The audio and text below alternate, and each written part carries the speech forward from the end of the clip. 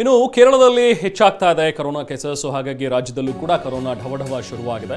ಇನ್ನು ಗಡಿ ಜಿಲ್ಲೆಗಳಲ್ಲಿ ಹೆಚ್ಚಿನ ಮುನ್ನೆಚ್ಚರಿಕೆಯನ್ನು ವಹಿಸಲಾಗ್ತಾ ಇದೆ. ಈಗ ಸದ್ಯಕ್ಕೆ ಚಾಮರಾಜನಗರದಲ್ಲಿ ಕೇರಳದಿಂದ ಬರುವಂತಹ ಜನರ ಮೇಲೆ ನಿಗಾ ಇಡಲಾಗಿದೆ. ಅದರಲ್ಲೂ ಕೇರಳದಿಂದ ಅಯ್ಯಪ್ಪ ಮಾಲಾಧಾರಿಗಳೇನು ವಾಪಸ್ ಬರ್ತಾ ಇದ್ದಾರೆ ಈಗ ರಾಜ್ಯಕ್ಕೆ, ಅವರುಗಳ ಮೇಲೆ ಹೆಚ್ಚು ನಿಗಾ ಇಡ್ತಾ ಇದ್ದಾರೆ. ಹೆಚ್ಚಿನ ಜನಸಂದಣಿ ಇರುವಂತಹ ಒಂದು ಪ್ರದೇಶಗಳಲ್ಲಿ ಮಾಸ್ಕ್ ಅನ್ನು ಬಳಸಿ ಅನ್ನುವಂಥದ್ರ ಬಗ್ಗೆ ಈಗ ಜಾಗೃತಿ ಮೂಡಿಸ್ತಾ ಇದ್ದಾರೆ. ಹೊಸ ವರ್ಷ ಮತ್ತು ಕ್ರಿಸ್ಮಸ್ ಇರೋದ್ರಿಂದಾಗಿ ಹೆಚ್ಚಿನ ಮುನ್ನೆಚ್ಚರಿಕೆ ತೆಗೆದುಕೊಳ್ಳುವಂಥದ್ದು ಅವಶ್ಯಕ. ಹಾಗಾಗಿ ಚಾಮರಾಜನಗರದಲ್ಲಿ ಜಿಲ್ಲಾಧಿಕಾರಿ ಶಿಲ್ಪಾ ನಾಗ್ ಈಗ ಒಂದಷ್ಟು ಸೂಚನೆಗಳನ್ನು ಕೊಟ್ಟಿದ್ದಾರೆ. ನಮಗೆಲ್ಲ ಗೊತ್ತಿರೋ ಪ್ರಕಾರ ನಮ್ಮ ಚಾಮರಾಜನಗರ ಗಡಿ ಜಿಲ್ಲೆ ಇದೆ, ತಮಿಳುನಾಡು ಮತ್ತು ಕೇರಳ ಬಾರ್ಡರ್ಗೆ ಬರುವಂಥದ್ದಿದೆ.